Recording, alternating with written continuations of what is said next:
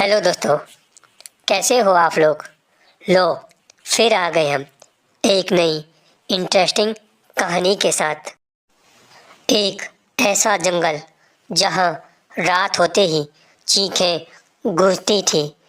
एक ऐसी चुड़ैल जिसका नाम सुनते ही लोग कांप उठते थे।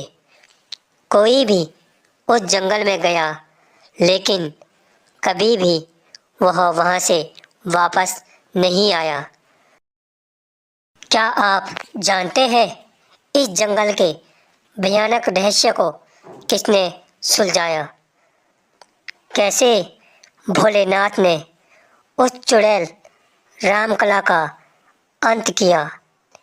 देखिए इस रहस्यमयी कहानी को, जो आपको हैरान कर देगी। वीडियो को पूरा देखें और जाने एक ऐसी कथा जो आपको आध्यात्मिक और रहस्य की दुनिया में ले जाएगी।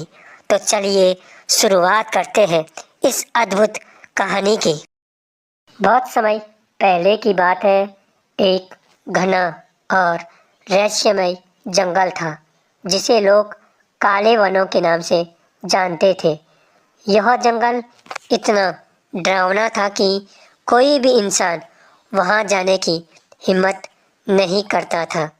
लोग कहते थे कि वहां एक भयंकर चुड़ैल रहती थी जो राहगीरों की आत्मा को कैद कर लेती थी। कई लोग उस जंगल में गए, लेकिन कोई भी वापस नहीं लौटा। इस डर से गांव वालों ने जंगल के पास जाना भी छोड़ दिया। कहीं साधु संत भी वहां तपस्या करने आए, लेकिन वे भी उस भयंकर शक्ति के आगे हार गए। हर कोई इस रहस्य को सुलझाने से डरता था। एक दिन एक साधु वहां से गुजरे। यह कोई साधारण योगी नहीं थे, बल्कि स्वयं महादेव भोलेनाथ थे, जो इस स्थान के रहस्य को जानने और इस भय को समाप्त करने आए थे।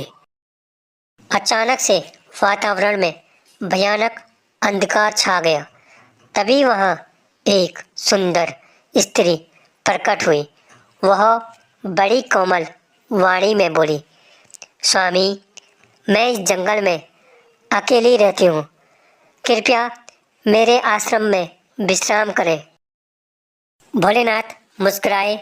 वे जानते थे कि यह कोई साधारण स्त्री नहीं है, बल्कि वही भयंकर चुड़ैल है जो राहगीरों को फंसाती थी। उन्होंने शांत स्वर में पूछा, माता, जो भी आपकी शरण में आता है वह लौटकर क्यों नहीं जाता? यह सुनते ही रामकला जोर जोर से हंसने लगी। उसकी हंसी से पूरा जंगल गूंज उठा। अचानक वह अपने असली रूप में आ गई। उसने कहा, क्योंकि मैं उनकी आत्मा को अपने पास रख लेती हूँ, अब तुम्हारी बारी है सन्यासी। रामकला ने अपनी पूरी शक्ति लगा दी, लेकिन उसकी शक्तियाँ कमज़ोर पड़ने लगी। उसने घबराकर कहा, प्रभु, मुझे क्षमा करें, मैंने आपको पहचाना नहीं। मुझे इस श्राप से मुक्त कर दीजिए। भोलेनाथ बोले, तूने अज्ञानता के कारण पाप किए, लेकिन मैं तुझे श्राप नहीं, वरदान दूंगा।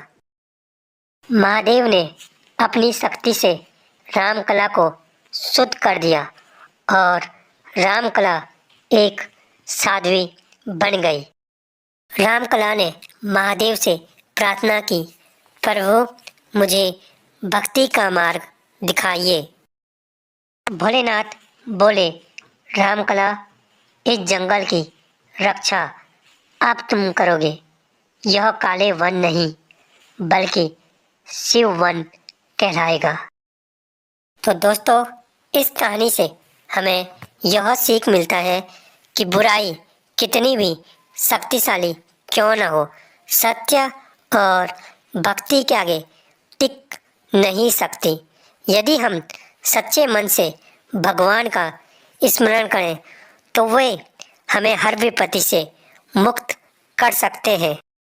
दोस्तों, अगर आपको यह वीडियो अच्छा लगा हो तो लाइक कीजिए, और हाँ, अगर आप चैनल पर नए हो तो चैनल को सब्सक्राइब कीजिए।